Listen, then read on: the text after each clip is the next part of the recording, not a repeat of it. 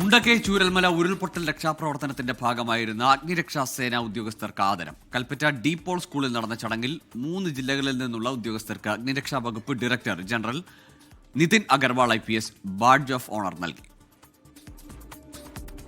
കേരളം വിറച്ച മുണ്ടക്കൈ ചൂരൽമല ഉരുൾപൊട്ടൽ ദുരന്തം നടന്നിട്ട് 2 ആണ്ടാകുന്നു. രക്ഷാപ്രവർത്തന നാളുകളിൽ കൈമേയ് മറന്ന് എല്ലാവരും ഒറ്റക്കെട്ടായി പ്രവർത്തിച്ചു. കോഴിക്കോട്, കണ്ണൂർ, വയനാട് എന്നീ ജില്ലകളിലായുള്ള 100-ലധികം അഗ്നിരക്ഷാ ഉദ്യോഗസ്ഥരാണ് അന്ന് രക്ഷാപ്രവർത്തനത്തിൽ ഒപ്പമുണ്ടായിരുന്നത്. ഏറെ പേരും വിരമിച്ചു. ആദരം സ്വീകരിക്കാനെത്തിയ 112 അഗ്നിരക്ഷാ സേനാംഗങ്ങൾ വകുപ്പ് ഡയറക്ടർ ജനറൽ നിതിൻ അഗർവാൾ IPSൽ നിന്നും ബാഡ്ജ് ഓഫ് ഓണർ വാങ്ങി.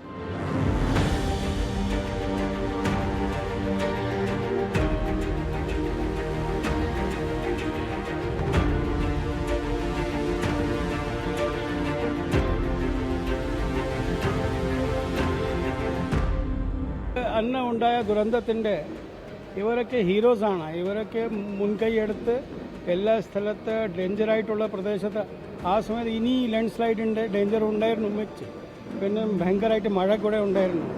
എന്നാലും ഇവരെ സ്വന്തം ജീവനത്തിനെ രക്ഷിക്കാതെ നാട്ടുകാരെ സഹായിക്കാൻ വേണ്ടി ചെന്നതാണ്.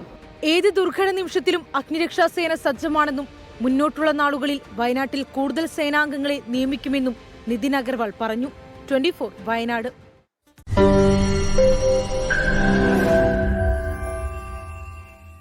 ലോകത്തെവിടെയായാലും ഏത് സമയത്തും 24 വാർത്തകളും ഓഗ്മെന്റഡ് റിയാലിറ്റി പാക്കേജുകളും എക്സ്പ്ലെയിനറുകളും വിശദമായി കാണാൻ ഞങ്ങളുടെ YouTube ചാനൽ നിങ്ങൾക്ക് സബ്സ്ക്രൈബ് ചെയ്യാം.